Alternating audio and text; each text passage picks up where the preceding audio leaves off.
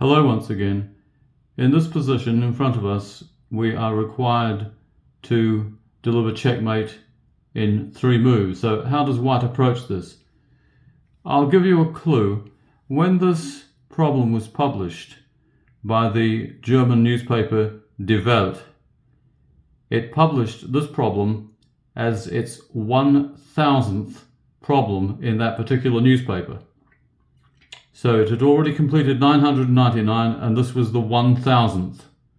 Now, does that indicate anything to you? What is the key move here, would you say?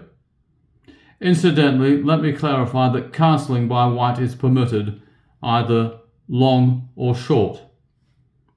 Do you have the answer? That's right. Congrats to those that have figured this one out. It is 1 and then treble 0. That's your 1,000th publication, and that's your key move, castles long.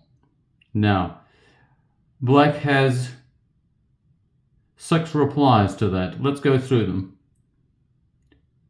Let's say he plays king to e6. It's a bit different when he plays king e7. So what do we do here?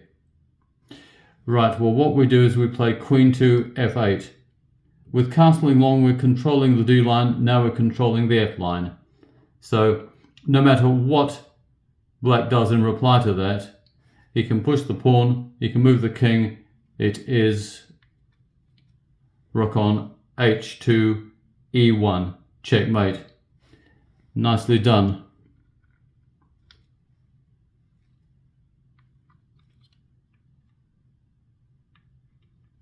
But instead of king to e6, let's say king to e7. How do we play that?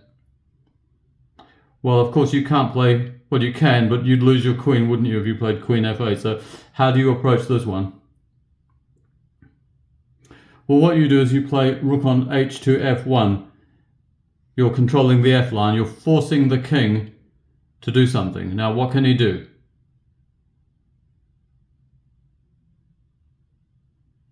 Right, well, what he can do is he can play king e6, his only king move, and then it's queen e8 mate.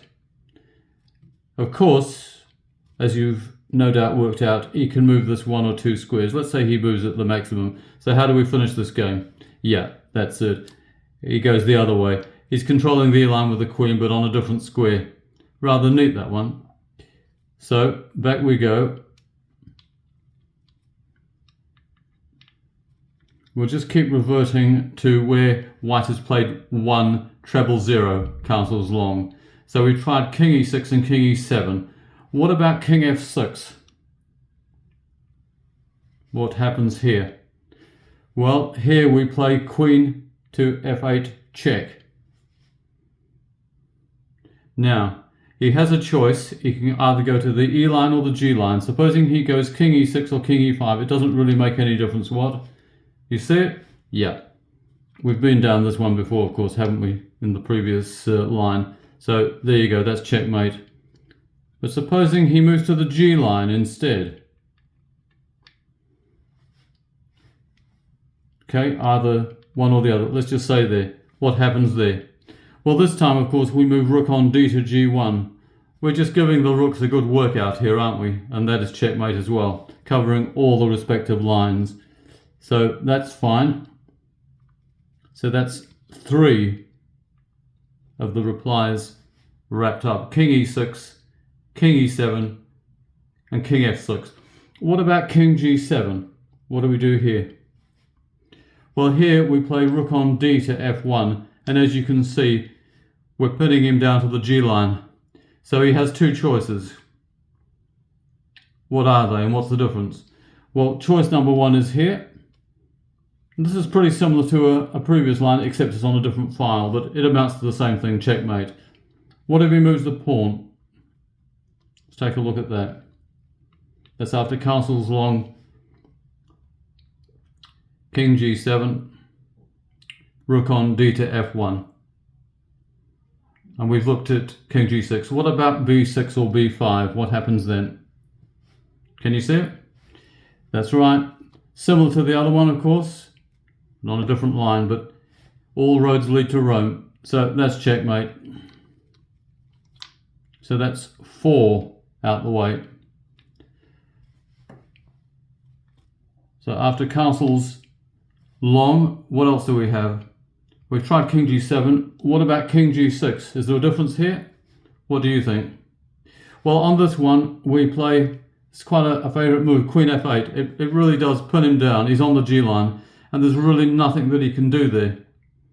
He has no way out of this one, because if he plays king g5, or he moves the pawn, it doesn't really matter. It's rook on d to g1, and that's checkmate. Okay, what's left? Again, after white's played castles long. We've only one left. We've tried all the king moves. We've tried king e6, king e7, king f6, king g7, and king g6. So what about if he pushes this pawn 1 or 2 squares? It matters not. What do we do in relation to that? Can you see it? This is a bit different.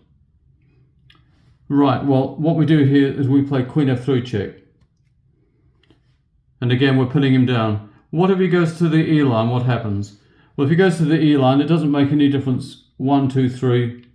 What we do is we play rook on h to d1, and that is e1, checkmate. Alternatively, what about if he plays to the g line? Anywhere you like. Let's say he goes here. What do we do then? Well, that's right, we use the other rook. They've been given a really good workout, haven't they, in this problem? And that is checkmate. And that is a magnificent problem. Not that straightforward to solve, although I managed it fairly quickly and I was very pleased with myself over that. I hope you managed to solve it too and enjoyed it, and goodbye to you.